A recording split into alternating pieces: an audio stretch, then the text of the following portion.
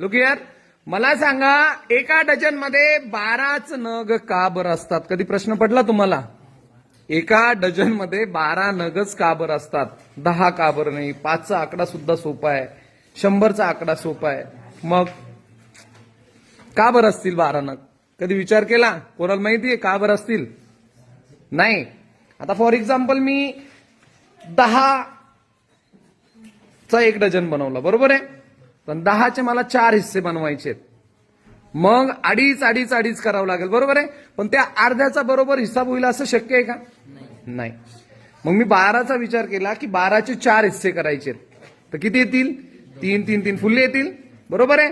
म्हटलं 12चे 2 हिस्से करायचेत, अर्धे करायची गरज नाही, किती होतील? 6. म्हटलं 3 हिस्से करायचेत, 4. म्हणजे 12 असा आकडा आहे की ज्याचे भाग पाडताना आपल्याला समान भाग पाडता येतात, 4 वाटे करता येतात, 3 करता येतात, 2 वाटे करता येतात. आणि याचा शोध जे मेसोपोटेमिया मधील जी संस्कृती होती त्यावेळेस ते 12 महिन्याचा, म्हणजे त्याला त्यावेळेस चंद्रकला म्हणायचे, त्या 12 महिन्याचा वापर करायचे, किंवा आपले 12 बोट आहे ना, 12 म्हणजे काय, आपले 10 बोट आणि हाताचा एक पार्ट पकडायचे, तर असे हाताचे 12 सांधे पकडायचे.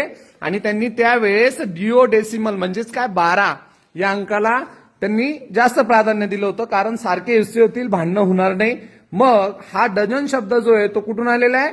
फ्रेंच भाषेपासून आलेला आहे, आणि तेव्हापासून डझन हे आपल्याकडं वापरलं जातं.